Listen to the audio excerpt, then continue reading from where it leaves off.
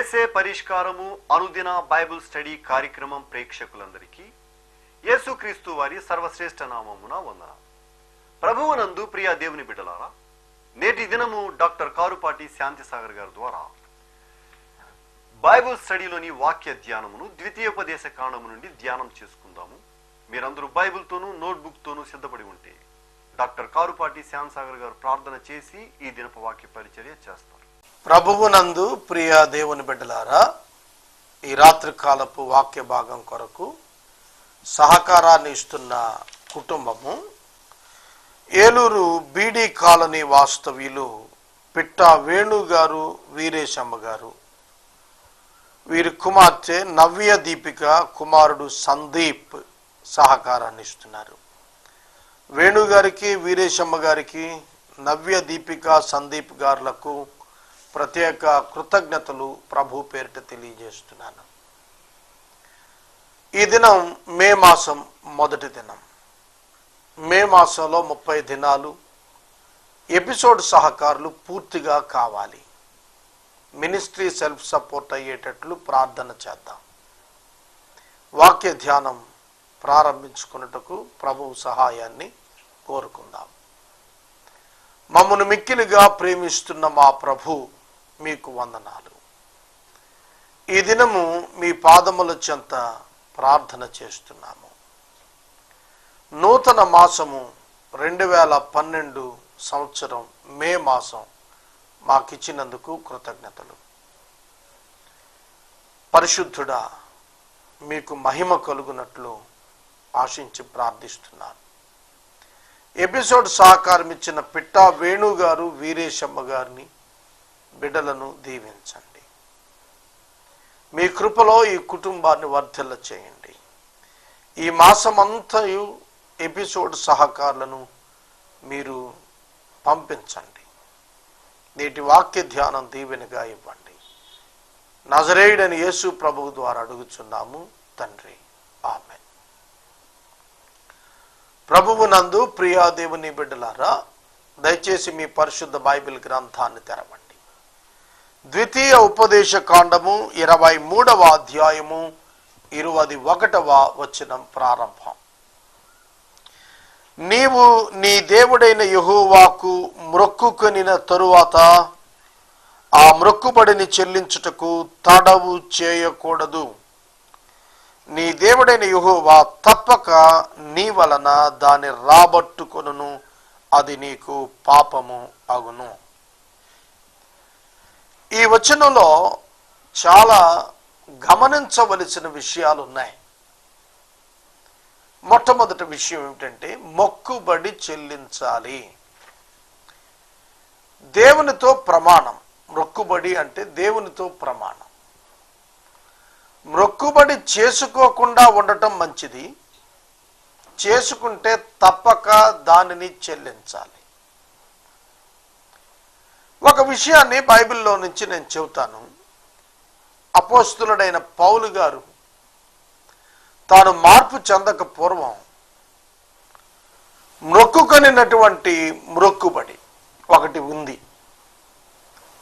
తలనీలాలు అర్పించటం. వాస్తవంగా క్రీస్తుని ఎరిగిన తరువాత దాని అవసరత లేదు. అయినప్పటికీ అది దేవునితో ప్రమాణం గనుక తలనీలాలు అర్పించమని చెప్పాడు. మొక్కుబడి దేవునితో.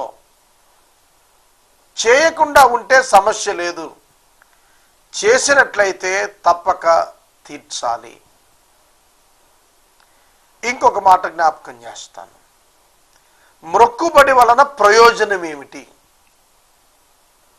మొక్కుబడి వలన దేవుడు మారుతాడా? దేవుని చిత్తం మారుతుందా? కాదు. నువ్వు మొక్కుకున్నంత మాత్రాన దేవుడు తన చిత్తాన్ని మార్చేసుకోడు. కనుక మొక్కుబడి నీ యథార్థతను దేవుని ఎదుట కనపరిచేదే తప్ప మరొకటి కాదు. ఇంకొక విషయం చెబుతాను. ఆదికాండం 28వ అధ్యాయంలో యాకోబు భక్తుడు తన మామగారింటి వైపు ప్రయాణం చేస్తున్నాడు. తల్లిదండ్రులను విడిచాడు, ప్రయాణం చేస్తున్నాడు.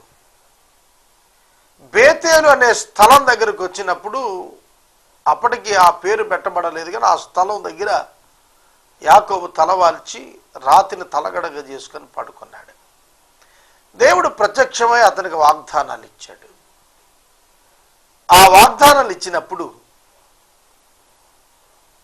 దేవునికి తిరిగి ఒక ప్రమాణం చేశాడు యాకోబు. అదేమిటంటే, దేవా, నేను వెళుతున్న స్థలంలో నీవు నాకు తోడుగా ఉండి ఆహారాన్ని వస్త్రాన్ని ఇచ్చి వెనకకు తీసుకొస్తే నా రాబడి అంతటిలో 10వ నీకు ఇస్తాను అని మొక్కుకున్నాడు.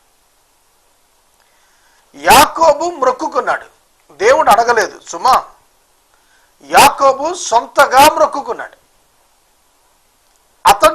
అతని తరువాత అతని సంతానం కూడా అదే విధానంలో 10వ వంతు ఇస్తూ వచ్చారు. అంతకంటే ముందు, యాకోబు కంటే ముందు 10వ మొక్కుబడిగా చెల్లించటం అనేది వాడుకలో ఉంది. అబ్రాము తన అన్నగారి కుమారుడు సోదర వరస అయిన లోతును రక్షించడానికి వెళ్ళినప్పుడు,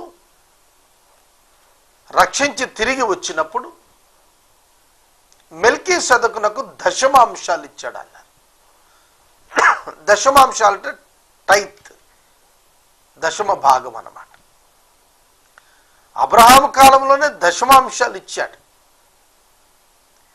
అప్పటికి అబ్రహాము యొక్క గర్భంలో ఇస్సాకు ఉన్నాడు, యాకోబు ఉన్నాడు, యాకోబు సంతానమైన లేవి ఉన్నాడు. అందుకనే హెబ్రీ గ్రంథకర్త రాస్తూ చెప్పిన మాట ఏమిటంటే, చాలా తేటగా చెప్పాడు హెబ్రీ పత్రికలో, లేవి 10వ తీసుకుని వాడైన లేవి అబ్రహామునందు ఉన్నప్పుడే మెల్కీసెదెకునకు 10వ కట్టాడు అన్నాడు. కాబట్టి మొక్కుబడి చెల్లించి తీరాలి, మొక్కుబడి చెల్లించి తీరాలి. అది దేవునితో ప్రమాణం. మొక్కు కొనకుండా ఉంటే మంచిది, మొక్కుకుంటే ఖచ్చితంగా చెల్లించాలి.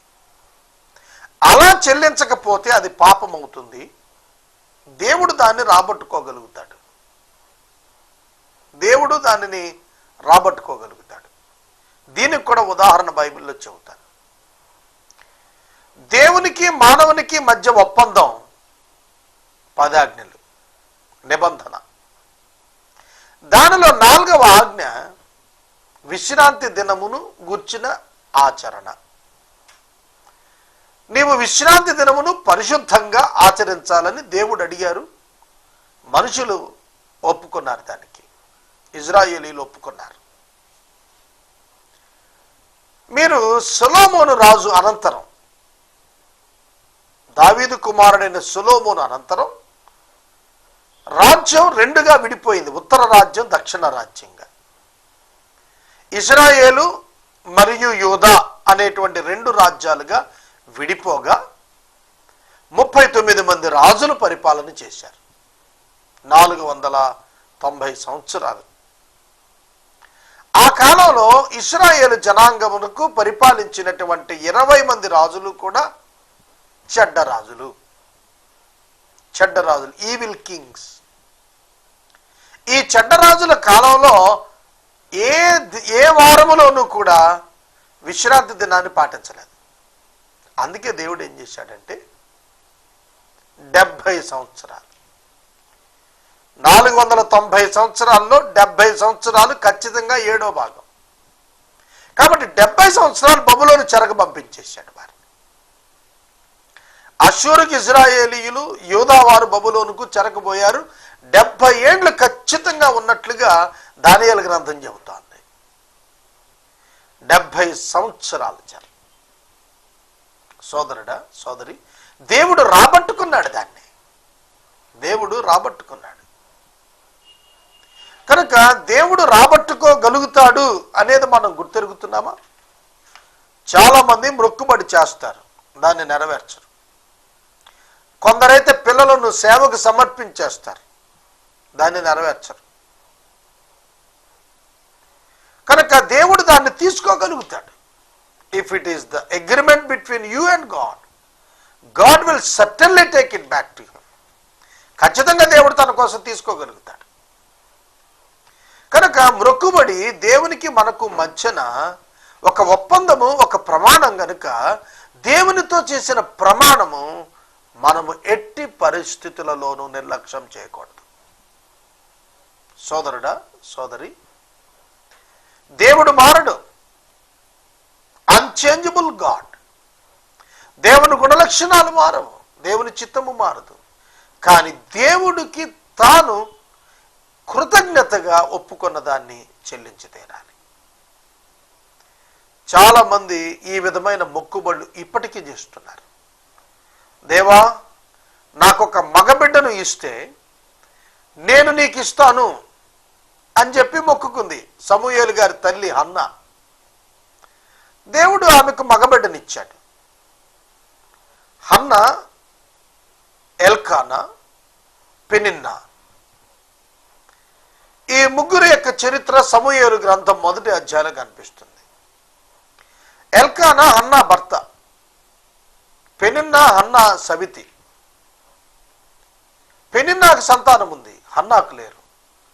ఎల్కానా దగ్గర ఏడ్చింది చాలాసార్లు. దేవుని మందిరానికి వెళ్ళింది, అక్కడ కూడా ఏడ్చింది. ఏలి అప్పుడు షిలోహులో యాజకుడుగా ఉన్నాడు.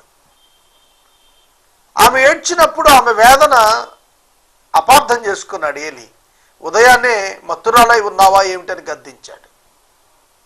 అంత ఏడ్చింది ఆవిడ. దేవా, నాకు ఒక మగబిడ్డను నీకు ఇచ్చేస్తానంది. పాలు మానిన సంవత్సరాన్ని తీసుకొని వచ్చింది. పాలు మాన్పించిన వెంటనే సమూయేలును తెచ్చి షిలోహులో ఉన్న యాజకుడైన ఏలి దగ్గర వదిలిపెట్టి వెళ్ళిపోయింది. ఆ తర్వాత దేవుడు ఆమెకు 5 సంతానాన్ని ఇచ్చాడు. మ్రొక్కుకున్నది, ఇచ్చినది. సోదరుడా, సోదరి, పాత నిబంధన గ్రంథమంతా కూడా మ్రొక్కుబడులు చెల్లించారు. మ్రొక్కుబడి ఒక ఒప్పుకున్న వ్యక్తి యొక్క హృదయ యథార్థతను దేవుని ఎదుట, మనుషుల ఎదుట కనపరుస్తుంది. కనుక ఈ దినాన మీరు మ్రొక్కుకుంటే దేవుడు మారిపోడు. ఇది గుర్తుపెట్టుకోండి. దేవుడు చేసిన దానికి నీ ఒప్పందమే తప్ప దేవుడు ఆ ఒప్పందంలోనికి రాడు. నువ్వు మొక్కుకున్నావు కాబట్టి నేను నీకు ఇస్తాను అని రాడు. ఆయన ఇచ్చాడు కాబట్టి నువ్వు మొక్కున్నది తీర్చాలి, అంతవరకే. అలాగైతే మనుషులు మొక్కుని దేవుణ్ణి మార్చేస్తారు. మొక్కుబడి లంచంగా తయారవుతుంది. అందుకనే దేవుడు మొక్కుబడిని బట్టి మారిపోడనేది అర్థం చేసుకుందాం. కొందరు తలనీలాలు మొక్కుకుంటారు, కొందరు జ్యేష్ఠ సంతానాన్ని మొక్కుకుంటారు, కొందరు కొంత ఆస్తిని, డబ్బును కానుకగా మొక్కుకుంటారు. ఇవి ఆ వ్యక్తి నెరవేర్చడం ద్వారా అతని ఇంటెగ్రిటీ తెలుస్తుంది, అతని యథార్థత తెలుస్తుంది తప్ప మరొకటి కాదు.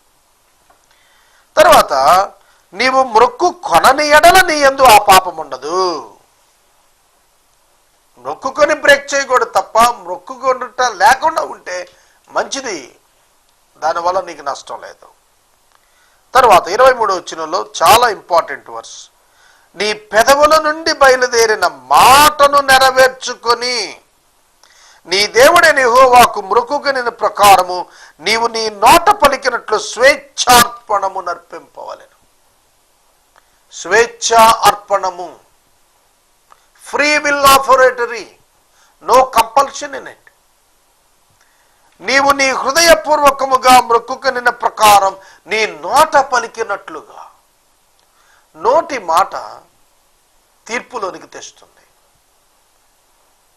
నీవు మాట ఇవ్వకపోతే పర్వాలేదు, మాట ఇస్తే నెరవేర్చాలి, దాన్ని త్వరగా నెరవేర్చాలి, అన్న సమయంలో నెరవేర్చాలి. మాట ఇచ్చి నెరవేర్చే లక్షణం దేవుని లక్షణం. దేవుడు మాట ఇస్తాడు, నెరవేరుస్తాడు. మాట తప్పుటకు, అబద్ధమాడుటకు ఆయన నరుడు కాదు. దేవుని పిల్లలు మాట ఇవ్వకూడదు, ఇస్తే తప్పకూడదు. మానవునిగా ఒక మనిషి మరొక మనిషికి మాట ఇస్తే నెరవేర్చి తీరాలది విలువలు. It's nothing but the values, human value. కనుక నీవు నీ నోట నుండి బయటకు వచ్చిన మాటను నెరవేర్చాలి. అందుకే త్వరపడి మాట్లాడకూడదు, త్వరపడి వాగ్దానాలు చేయకూడదు, త్వరపడి ప్రమాణాలు చేయకూడదు, త్వరపడి ఒట్టు పెట్టుకొనకూడదు. నీ నోట నుండి వచ్చిన మాట నీపై తీర్పు అవుతుందనేది గుర్తుపెట్టుకో. చాలా సందర్భాల్లో అసందర్భంగా మాట్లాడిస్తూ ఉంటాం. మనకి చేతగాని విషయాలను చాలా మనం మాట్లాడుతూ ఉంటాం. నోటి మాట సరి అయితే 90% తప్పులు చేయకుండా తప్పించుకుంటాం.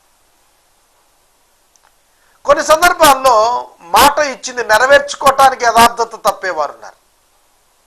అది ప్రమాదకరం, అది వాక్యానుకూలం కాదు. పరిశుద్ధముగా వాక్యానుకూలముగా యథార్థతతో మనము ఇచ్చిన మాటను నెరవేర్చాలే తప్ప పద్ధతి తప్పి, విధానం తప్పి, ధర్మశాస్త్రాన్ని తప్పి మాట నెరవేర్చుకోవటానికి ముందుకెళ్ళకూడదు. తర్వాత మనం ఇస్తున్న మాట దేనిని ఆధారం చేసుకొని ఇస్తున్నాం? శరీరాన్ని ఆధారం చేసుకొని ఇస్తున్నామా, లేక ఆత్మ యొక్క ప్రేరణ అనుసారంగా ఇస్తున్నామా? దేవుని చిత్తమునకు అనుకూలమైన మాట ఇస్తున్నామా? కొన్ని సందర్భాల్లో మనం చేసేటువంటి వాగ్దానాలు మనకే ప్రమాదకరం అవుతుంటాయి. అందుకే దేవుని చిత్తమైతే అనే పదాన్ని అపోస్తులు చేర్చి మాట్లాడమన్నారు. నేను ఇది చేయగలను, ఇది చేయలేను అనే పదం చెప్పినప్పుడు దేవుని చిత్తమైతే ఇది చేస్తాను, దేవుని చిత్తమైతే నేను వస్తాను. తన మీద పెట్టుకోకూడదు, దేవుని చిత్తానికి అప్పగించాలి. If it is the God's will, it will be done. ఇది జరుగుతుంది అంతే. నా మాట కాదు, దైవ చిత్తమే అన్నప్పుడు అతనికి ఇక పాపం లేదు. ఒక మీటింగ్కి నేను వస్తానని చెప్పాను. చాలా దగ్గర ఊరు, ఏలూరుకి 1 hour డ్రైవ్. కానీ ఒక పరిస్థితిని బట్టి నేను 400 కిలోమీటర్లు ప్రయాణం చేసి అవతలకి వెళ్లాల్సి వచ్చింది. నేను ఇచ్చిన మాట ప్రకారం నేను ఇప్పుడు 400 కిలోమీటర్లు ప్రయాణం చేసి రావాలి ఆ మీటింగ్కి. అది చివరి మీటింగ్.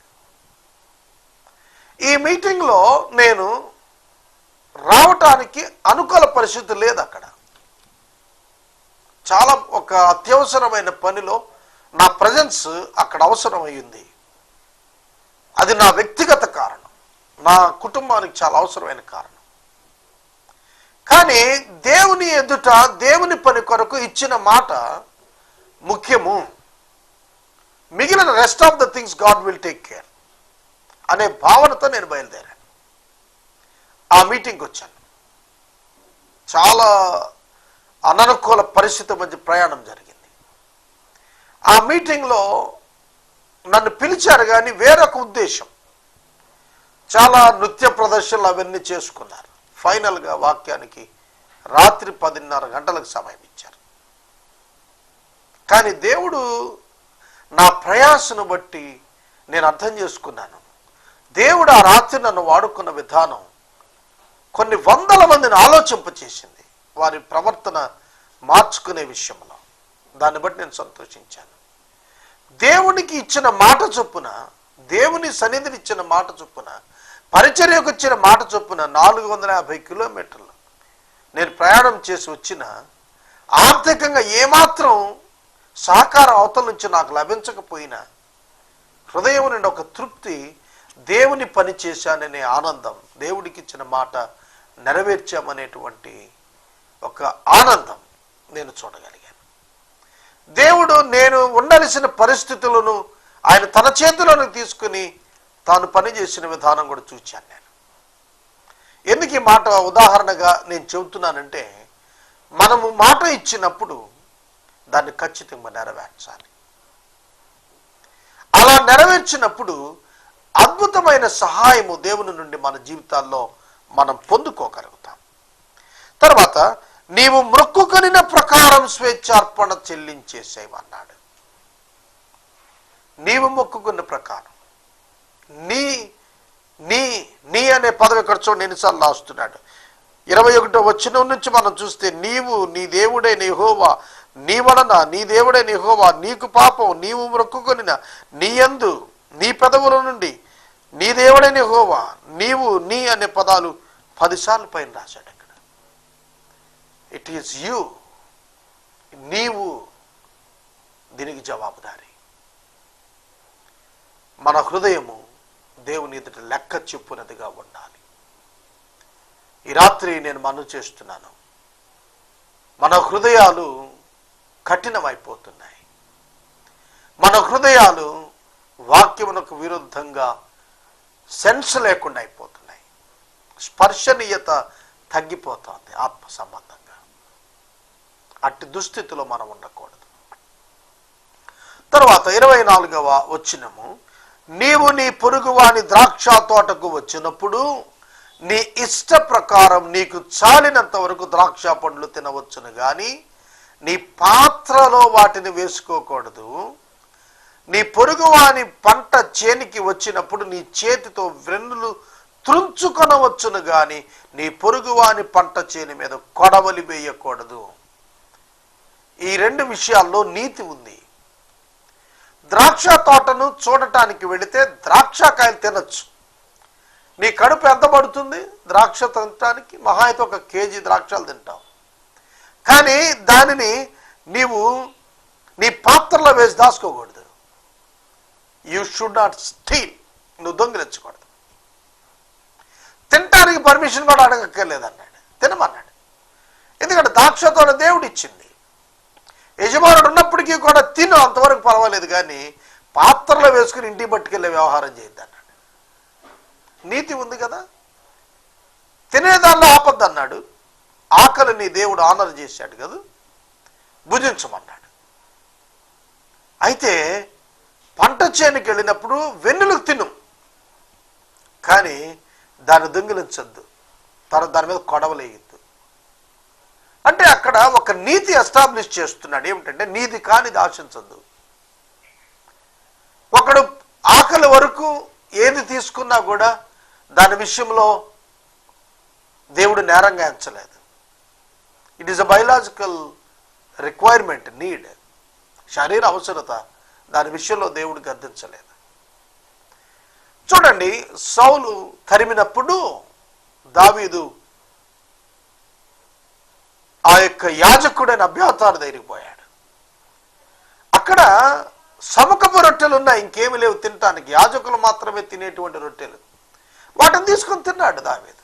ఆకలిని బట్టి, ఆ తిన్నదాన్ని బట్టి దేవుడు అతన్ని ఏమి గద్దించలేదు, శిక్షించలేదు.